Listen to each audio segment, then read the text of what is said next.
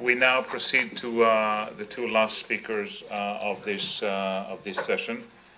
The keynote speaker for this part is Dan Meridor. I don't think that I have to give you the full list of the credentials of Dan. He was Deputy Prime Minister, Minister of Justice, Minister of Finance, Minister of Intelligence in consecutive Israeli governments. He served as Chairman of the Foreign Affairs and Security Committee in the Knesset. But most importantly, Dan, listen to that, most importantly, in the Camp David Summit in July 2000, we shared the Walnut Cabin, very same cabin that served President Sadat's personal doctors in 1978. So please, Dan, go ahead.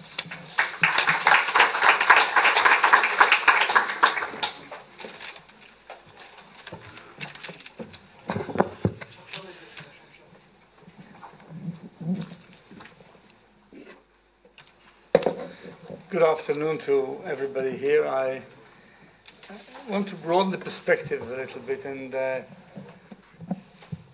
place the importance of negotiations in somewhat lower status. Sorry for that. I don't think the problem that impeded us from having an agreement on the Israeli-Palestinian conflict is the wrong way in which we negotiated. What was needed is leadership, and this is in shortage, maybe in both sides. One needs to remember, in Israel you had several governments. People spoke of the dimmed air, closed eyes Shimon Peres, who couldn't reach peace, and Yitzhak Rabin, who didn't reach peace, and Ehud Olmert in 2008, and Ehud Barak in 2000, and Bibi Netanyahu and Shamir. It's not one member. There was a variety of ways negotiated that have been held. At Camp David, at the other places, directly, indirectly. I think there's an assumption that is somewhat hopeful and somewhat naive that people want to reach an agreement, and there is a price they can and want to pay, and the question is how to get there. Not always this is the case. Sometimes people may say, I know that the price to get an agreement is too high for me, I don't want to pay it. So negotiation is one way to spend time, and I want to say something about time. I think it's rational to say that I would ask myself, what if I don't negotiate? If I don't reach the agreement, am I going to be better off or worse off? If somebody thinks no negotiation will leave him better off, he will wait. Rationally, logically. It's not illogical to say so. If people understand on both sides the time is against them, this is the right basis on which negotiation can be successful. And I'm afraid that we may not be there. Before I try to be a bit positive, I want to be a little more negative about where we are today.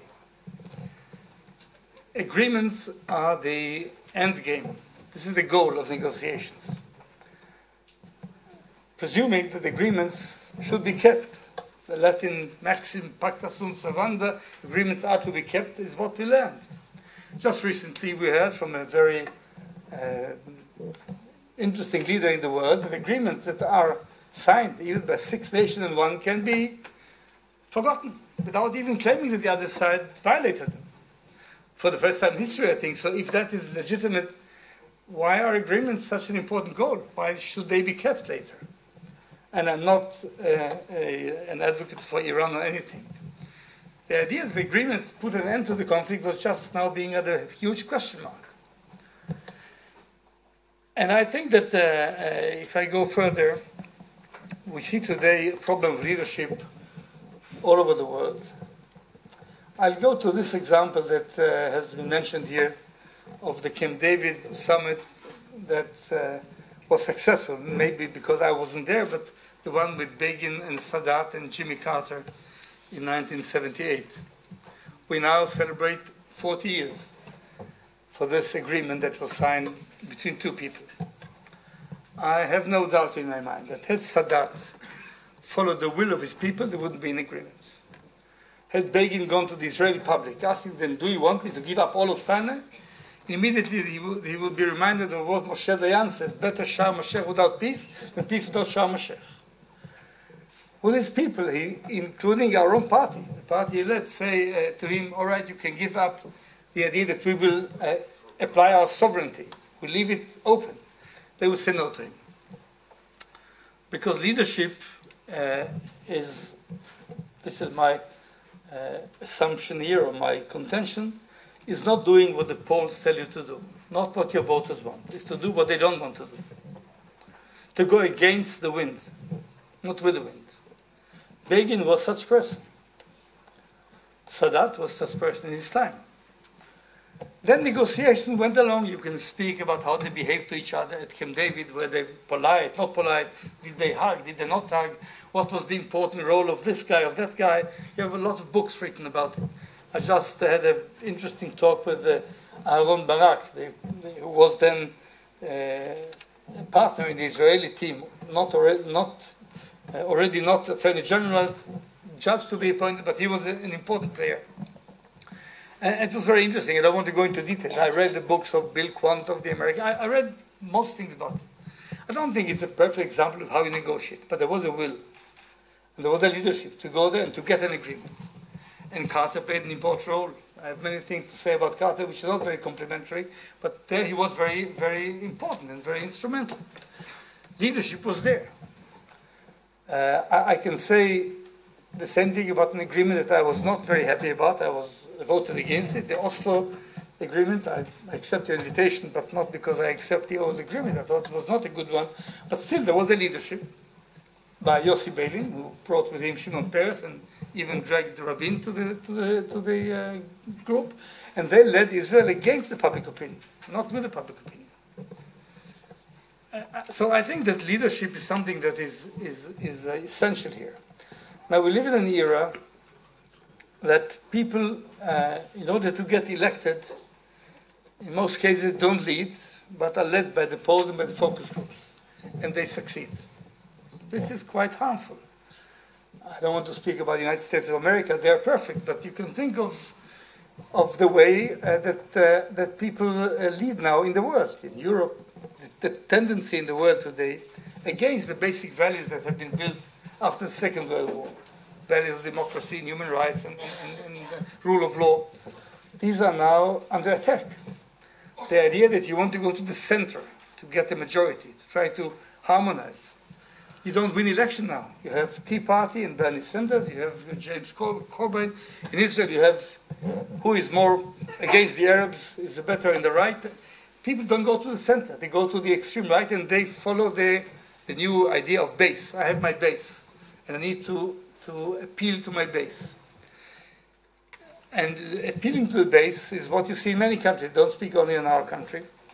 This is counterproductive to go for an agreement. I still must say that the introduction or reintroduction of religion into politics, which we see recently all over the world, Shia and Sunnah, evangelists in the Jewish parts, where religion becomes again a very important political driving force, is again very much counterproductive to reach an agreement. Because if my position is not something I can negotiate, but with God's word, there's no compromise. So we see trends in the world that are not very complementary, not very inducive to be very, very helpful, both in terms of the environment that I spoke of and the leadership that is needed here. I still think that had Arafat agreed at Camp David to what was offered then by Clinton and Ehud Barak, I think he would have had a vast majority in the Israeli public for the agreement. I still think that in 2008, if Abu Mazen would have agreed to what Olmert offered, according to Condoleezza Rice's book, I read it there, I don't take their words, although Olmert was in very bad shape in terms of political support, I think he would have had a simple but good majority for it. because people understand sometimes that there is a need to do something, that this cannot go forever. But I don't think that the leadership was there, and you need two leaders to do it at the same time, which I think is the why, the big why we don't yet reach an agreement where everybody with sense knows we are going in the wrong direction for both sides. The time passing will not allow us any better position if we want to stay on the same value system that we believe in. I think there is a question, a big question about this, because I hear people now trying to say that what we have now is maybe not ideal, but better than any other option. You hear many people say it in the Israeli public. Maybe why? Because they saw that even the dovish parts didn't make it. They tried and didn't make it. And there is no way, so let's not take risks and not take chances. I think it's very wrong and I think it's bad, but without leaders, it won't work. I want to speak something about the need from leaders here. It was mentioned here, I think that the leaders on both sides need to give up on a very sacred, cherished dream. And it is not easy at all. In the Israeli public, Jewish public, I would say, to give up on certain parts of the land that are historically in the heart of many of us, most Jews, I would say, is not easy at all. I'm speaking of myself. I am for doing this, but I know it's very hard. For the Palestinians, and by the way, Israelis did it since 47, maybe 36, the partition plans, the majority did agree to divide what we thought is all ours. And there was a proposal put in 36, 37 by the Peel Commission of the British, in 47 by the UN, and later on the Israeli side always agreed to partition, meaning that parts of the land that we believe is all ours will not be ours, will be given forever to the other party. On the Palestinian side, the same thing needs to be done. And this leads me back to Camp David, where I, as Gilad said, where we shared a cabin at Camp David, when Camp David ended, and Clinton put a finger at Arafat, saying, more or less, it's your fault. I remember an article written by Tom Friedman in the New York Times. I believe it was after talking with Clinton, because this was the habit, but I'm not sure of this. It was written in the form of a letter. Bill writes to Yasser, and he says to him, the bottom line was, says Clinton in the pen of Tom Friedman to Arafat, if it's 1967, we'll help you. If it's 48, forget about it. To me, this is the main question. Is there a leadership in the Palestinian camp that can say to its people, right of return is not going to be materialized? I don't speak of theoretical things, I don't speak of symbolic things. This is a very tough decision without which there won't be an agreement to end the conflict. Where I think the international community, how can I be polite, may be more helpful than it was. There are 4 issues that are at stake, 4 areas of conflict that we are discussing here. The international community, the countries represented in other places, could say, negotiate, we don't go to the essence. Whatever you agree is fine with us, but force us or push us to negotiate. They took a different approach, which is legitimate. They have a position. On borders, they say 67 plus minus, not the Israeli position, okay? They took the Palestinian position. Jerusalem, they say it should be for both cities, not the Israeli position, Palestinian, okay. Security is not an ideological issue. On refugees, they don't take a position. They don't say no right of return. They say negotiate. Not on land, then it's not open to negotiation. They say, we say what we think. On Jerusalem, we say what we think. On refugees, you don't say to the Israelis, don't be afraid. When there is a Palestinian state, there won't be a claim to return or to go back to where the grandfather or grandmother lived, leaving us with a big question mark. Because to have an agreement tomorrow morning with the dovish government of Israel, suppose we have one, on a Palestinian state is very easy. Very easy. That it is the end of the conflict, it's not clear at all. Saying no right of return. They have a right to return to Palestine or to Israel. somebody who was born in Ramle, or whose grandfather was, can live in his, not in exile, in his homeland in Ramallah, not in Ramle. This is a major decision, without which all the rest, how you negotiate, who says what to whom, is not the real issue. Now, I cannot say I know what is in the heart of people on the Palestinian leadership. I think Arafat, who could have done it, was not ready to do that. As Tom Friedman in his article might have thought or transmitted Clinton's thoughts. I'm not sure about Abu Mazen. I can tell you Mahmoud Abbas was at my home in 1998, I think it was, years ago, after I resigned from the Ministry of Finance, because I didn't agree with the then Prime Minister, who is still Prime Minister today. And Abu Mazen wanted to talk to me, and I said, of course, and we had a very nice talk at home, because the man is a very nice man and soft-spoken and nice to talk to him. And I started with this question that I put to you now. I said to him, I need to know one thing between us. If we have an agreement on borders and everything, do you really think the claim to return is real? Or is it a symbolic thing, just a rhetoric thing?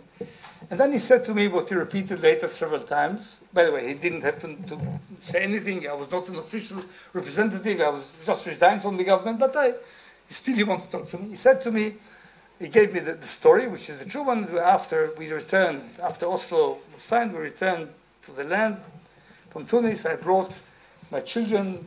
One of them died by now, I think 2 of them, to the home I was born in Sfat, in Safed. I told them this is where our family lived for, I don't remember how many decades. This is where I was born. We do not return here. This was to me a very positive indication. The man understands. At Camp David, his position was different. And this I know, I don't guess it. And when Condoleezza Rice comes to him with Olmert's position in 2008, according to Condoleezza Rice's report in her voluminous book, which if you don't tell her, I'll tell you I didn't read. I read just the 50 pages relating to us, to this. And Olmert tells her, we can have an agreement. I think Udi Dekel prepared all the 260 or something meetings that took place between the committees.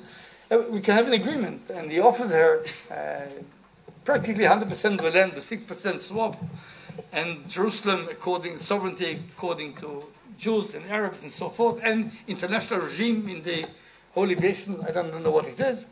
And security said it's not a problem, you help us. On refugees, he said, I don't accept right of return. I accept that 5,000 people symbolically will come, but that's it. She is very happy. She writes, I didn't believe my ears.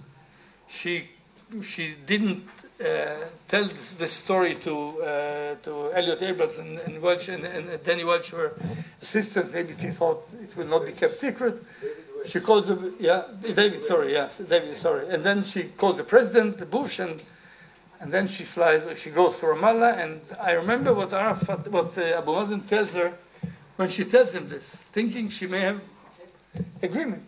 I quote, I think verbatim. How can I tell, says Abu Mazen, 4 million Palestinians, only 5,000 go home. If that is still the question, negotiation is not the problem. The agreement, which is very tough historically, to say we give up part of our claim on both sides. We all share the same country. I believe Hebron is mine, you believe Haifa is yours, fine. The whole land is, both sides genuinely believe it's theirs. But we know that the only way to live decently together is to divide it, and then you can think of confederation, whatever. But first, divide it and give up the claim to the other side. This is, to me, more important, and I'm not sure we are still there. I'm not sure on the Israeli side. We had Prime Minister who definitely wanted it and said it. I don't know, I don't want to add anything to what happens now. We have a changing policy in both sides, all over the world, including here. Now, I think that if negotiations can be started again, Israel, I think, will find itself, I would say, if I were to negotiate, and if I were the one to make decisions, of course I would start, if they are ready, to negotiate now. I leave aside the question of whether the other side can speak for the whole Palestinian party. Suppose we have an agreement on demilitarization. Can Abu Mazen really force Hamas to drop into the sea all the rockets they have, or even one of them? I'm not sure, but suppose we can somehow miraculously get over this. What the Israelis should do, and here I concur or agree with some things that have been said earlier. I think regardless of whether there is negotiations or it is successful or not, Israel needs to decide for itself, for its people, for the other side, for the world, what are the borders that we want. We haven't said it. There have been indications here and there, Prime Minister spoke here and there, but if we fight now, 51 years after the 6 Days War, for different borders, not the 67 lines, the Palestinians say 67 lines, we say no way. I think the world understands that this is not a possible endgame. What is it that we want? I would say, I think the Israeli government needs to make a decision, painful, regardless of what they say, to know what is the target, what are we fighting for? What is the Israeli people ready to sacrifice for what? For what? We want to include Nablus, Shechem, and Jenin and Ramallah in Israel or not? We don't know what is the line. And then when we say this, we can say this is for us the border that we want. It's negotiable if you come to talk, but this is our position. Second, we start with that goal, regardless of whether there are negotiations or not. We stop building any settlement on the other side of this line that we want.